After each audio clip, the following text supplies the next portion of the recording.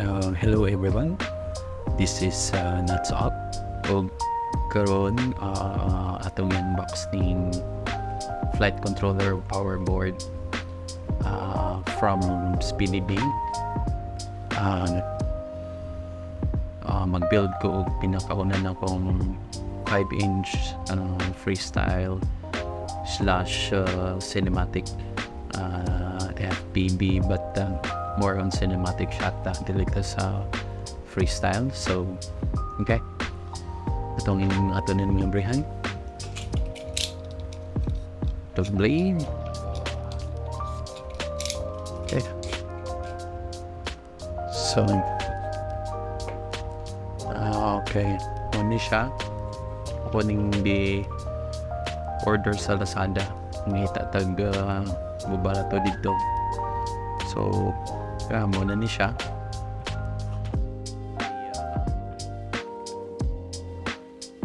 Yung power board. By the way, kuha ni siya ang Speedybee F405 version 3. Ipili lang po ang version 3 tinod kay I think may naman silang differences compared to version 4.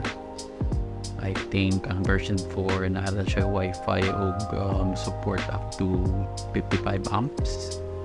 So kini siya is 1 na siya 50 amps, pero it's still an F4. So processing I think it's like 168 or 178 megahertz ang iyang processor. So it's more than enough sa ating need. And this is the flight controller itself. Ato lang ang balikanan niya. Check nato yung accessories.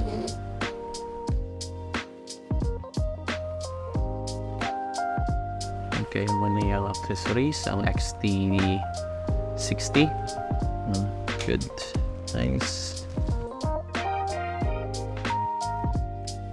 Uban accessories and screw para ibutang nato na siya direct connect. And then para ana magani ang connection. Ano niyan connection, so mo tong screw atong gamiton dire. Sulod na tong screw dire. And na siya capacitor, filter ang voltahe o sulod.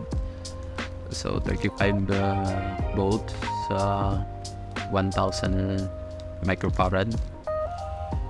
And then ubad na mounts dire. And then the cable for if mo gamit ka og DJI O3, mani siya cable yung mong gamitin, plug and play. So mo po diyan nakanindot aning flight controller kasi mo palit ka og O3 diretso rin yung i-plug diring dapita kini wala siya diyan mo ang O3 dire, and then sa mo ang DJI O3. And we also have this cable here para mo connect sa power board ug sa flight controller. Flight controller na and padulong and then flight controller niya when I connect nyo patasap yung flight controller padulong sa board. So yeah, ano siya. So kini yung flight controller na siya ay 3 UARTs, and then nani siya ang nakanindot na niya kay na siya battery indicator kung unsa na level sa imong battery makabalo pa. Very unique siya sa uban na flight controller, no? And then and also nani siya Bluetooth, no, na connect lang imong phone, and then via app, and then after that you can reconfigure your settings sa Betaflight. And So nasa field ka, maka-change ka via phone, so no need sa laptop. So that's very nice to have. So yeah, I think mura to siya. And also ini ako pakita lang ng frame akong gamiton.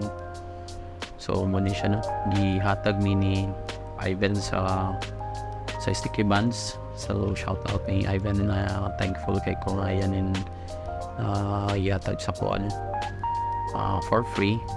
And then so kining nga frame is ni iFlight DC5 Titan XL, dead cut version, meaning dili siya X. So medyo angle gamay ang forward na wing para dili mo ka sagabal sa camera na to, no? Dili makita ang iyang propeller. So mo siya nice frame. Okay, so mura man siguro to, and I hope to post the build soon and the test flight as well. So salamat kayo sa pagtanaw. So yeah, see you soon.